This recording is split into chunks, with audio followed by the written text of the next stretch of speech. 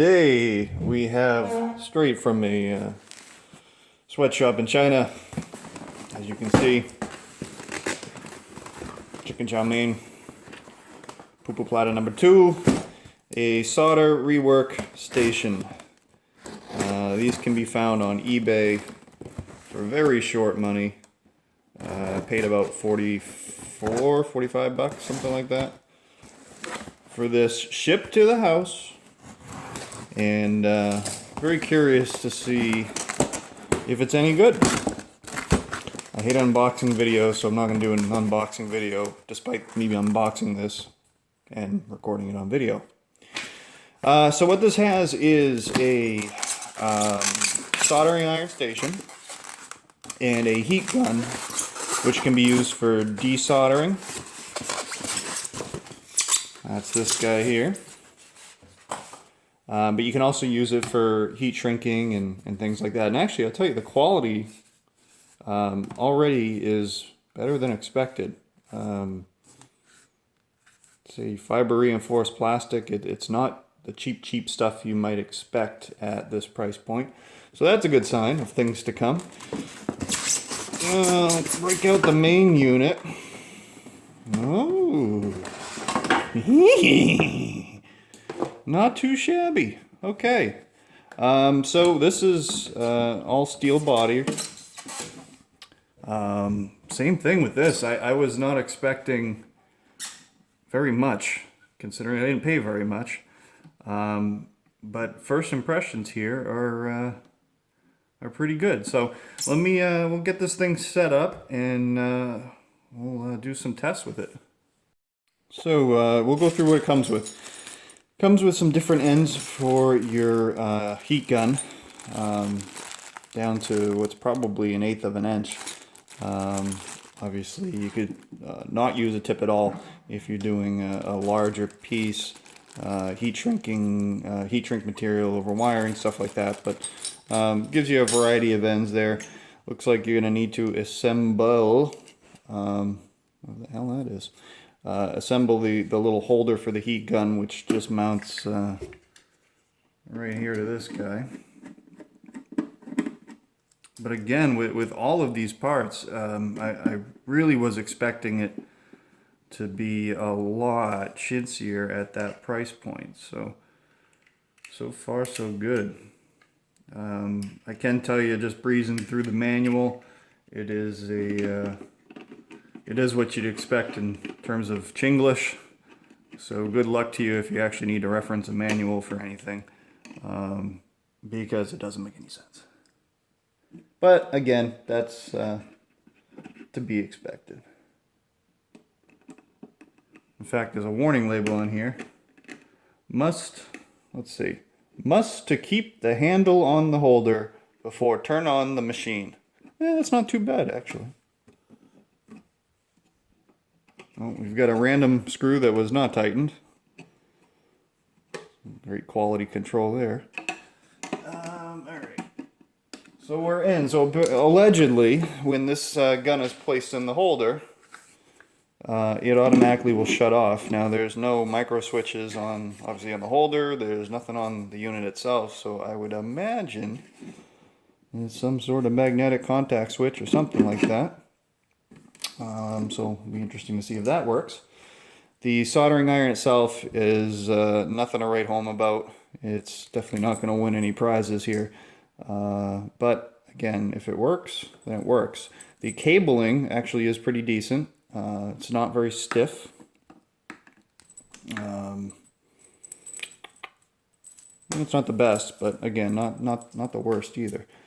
So we'll plug that guy in.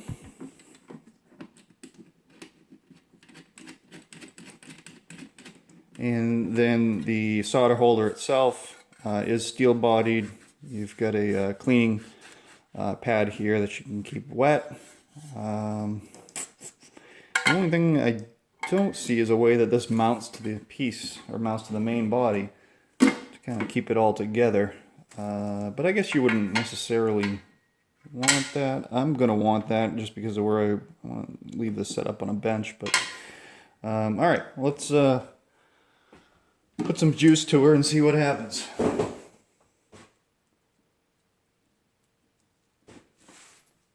3, 2, 1. Contact. All right. Put this guy in there. I don't know what the hell this is. Piece of plastic, a little metal clip, and a single screw. God help me if I need to reference the manual to figure out what that's for. So we've got some options here. This looks like it's your air speed control, your soldering temperature, and your hot air temp. Auto and manual mode, and I'm not sure what that's for either. I think it's got a 6-speed transmission in it. All right, start with our hot air. We flip the switch, and nothing happens. Hey, yeah, it's not a good sign. Flip the soldering, nothing happens. That, my friends, is a DOA. Isn't that special? You know, you can't make this stuff up. Oh, look at me, I'm dumb as a brick. There's a power switch on the back. Okay.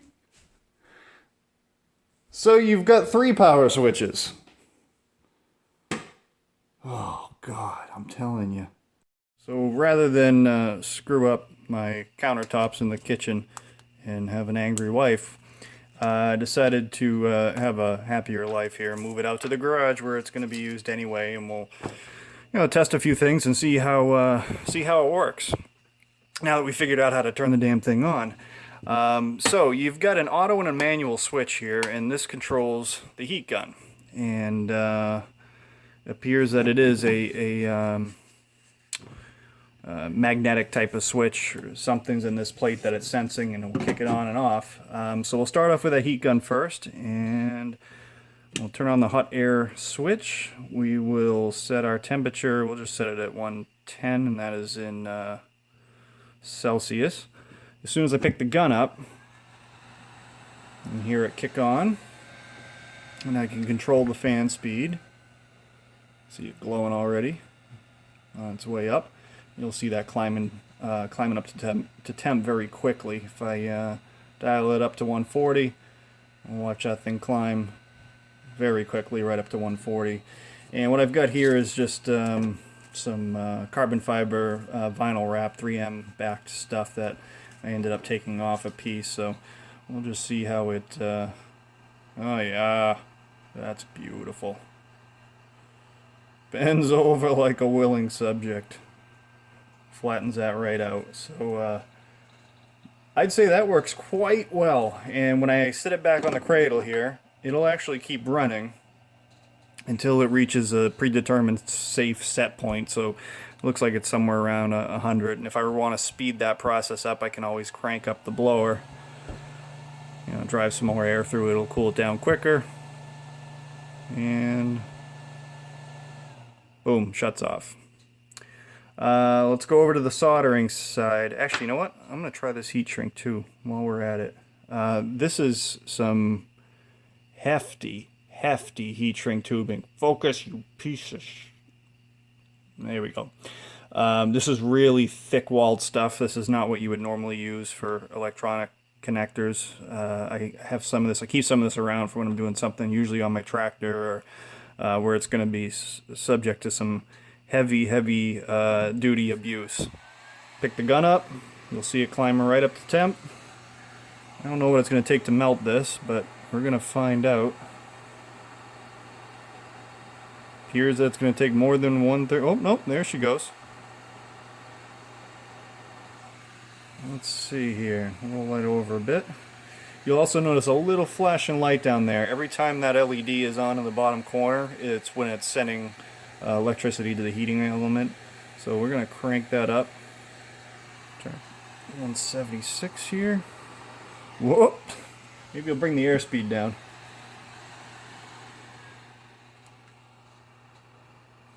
That's still blowing away on me. Really bring the airspeed down.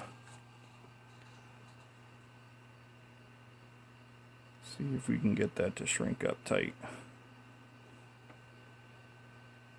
Yeah, very nice. Wow, Yeah, see, this type of stuff, I usually, I mean, even a lighter struggles to move to get this to shrink up. I end up usually having to break out the blowtorch for this stuff. So yeah, that works. That works very, very well. All right, same deal here. We'll put it back on the cradle, crank up the fan, let it cool down. Woo, still toasty. Very nice. Okay, over to the soldering station here. This is probably 10, it's probably 12 gauge, pretty heavy duty stuff.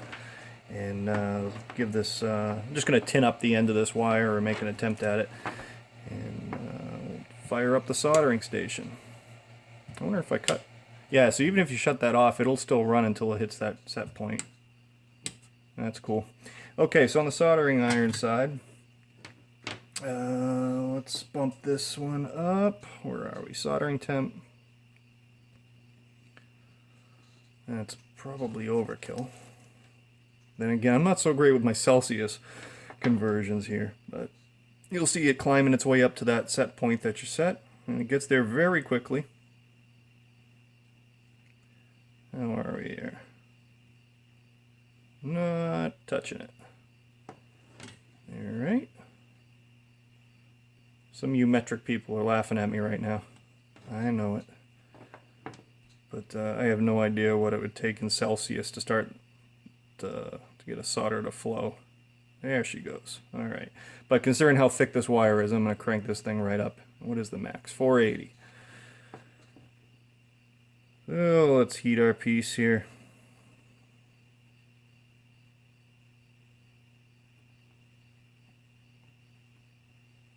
The one thing that is nice about that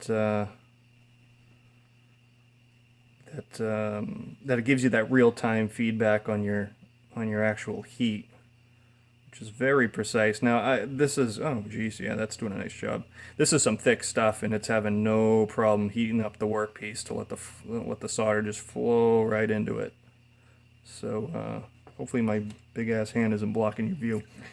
But yeah, that had no problems heating a heavy piece. This is really made more for PC board work and you know, finite detailed stuff. I'll do some of that with it, but the majority of what I do is usually heavier gauge stuff and not IC board stuff. So I'll tell you what, overall here for first impressions, and we'll have to see how this thing holds up, but I don't I feel like that's money very well spent.